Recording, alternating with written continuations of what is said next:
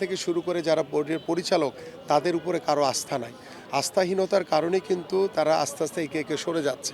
আবার অনেকে রয়েছেন যারা নিজেদেরকে অনেক ক্রিকেট বোদ্ধা মনে করেন, বাট বাস্তবিক অর্থে আমি জানি না তারা কতটুকু ক্রিকেট বোঝেন।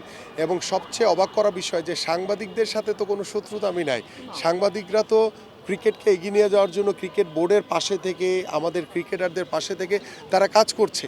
তো তাদেরকে কেন এই ধরনের একটি অবজেকশন দিয়ে বা তাদেরকে স্টেডিয়ামের ভিতরে ঢুকতে দিবে না, তাদের সাথে কথা বলবে না, এটা অত্যন্ত দুর্ভাগ্যজনক। আমার কাছে মনে হয় যে এগুলো ব্যক্তিগত পর্যায়ে এগুলি আলোচনা না করে এগুলো আমি আমাদের যে ক্রীড়া উপদেষ্টা রয়েছেন তার কাছে অনুরোধ করব যে আমাদের ক্রীড়া সাংবাদিক যারা রয়েছেন, যারা ক্রিকেট বোর্ডের পরিচালক রয়েছেন বা অন্যান্য স্পোর্টসের ক্ষেত্র, সকলের ক্ষেত্রেই আমি মনে করি যে আমাদের ক্রীড়া সংগঠক, খেলোয়াড় এবং ক্রীড়া সাংবাদিক আমরা একটি পরিবারের মতো চলতে চাই। তো সেই পরিবারের ভিতরে যদি কোনো সমস্যা থাকে সেটা আমরা আলোচনা করে সমাধান করব।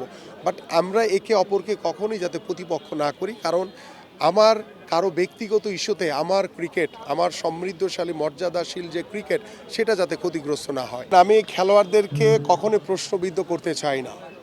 আমি আমার নীতি নৈতিকতা বজায় রেখে আমি আমার খেলোয়াড়দেরকে বিতর্কের ঊর্ধ্বে রেখে কাজ করতে চাই। আমাকে অনেকেই ফোন দিয়েছে যে ভাইয়া আপনার প্রচারণায় আসতে চাই। আমি তাদেরকে বলেছি যে তোমাদের সাথে আমার ভালো সম্পর্ক আছে, ভালো সম্পর্ক থাকবে। নির্বাচনের পরে আগামীর ক্রীড়াঙ্গন নিয়ে আল্লাহ যদি আমাদেরকে কবুল করে, যখন কাজ করব তখন তোমাদেরকে অবশ্যই ডেকে এনে তোমাদেরকে সাথে রেখে আমি কাজ করব। কিন্তু এই মুহূর্তে ইতিমধ্যে আপনারা জানেন যে আমাদের বিভিন্ন ক্রিকেটাররা তারা বিগত সময়ে তারা সরকারের থেকে তারা কিন্তু খেলা চলাকালীন সময় নির্বাচন করাতে তারা কিন্তু ইতিমধ্যে প্রশ্নবিদ্ধ হয়েছে এবং তাদের মতো লিজেন্ডারি খেলোয়াড়রা আজকে দেশ ছাড়া, যেটা আমরা কখনোই কাম্য করি নাই।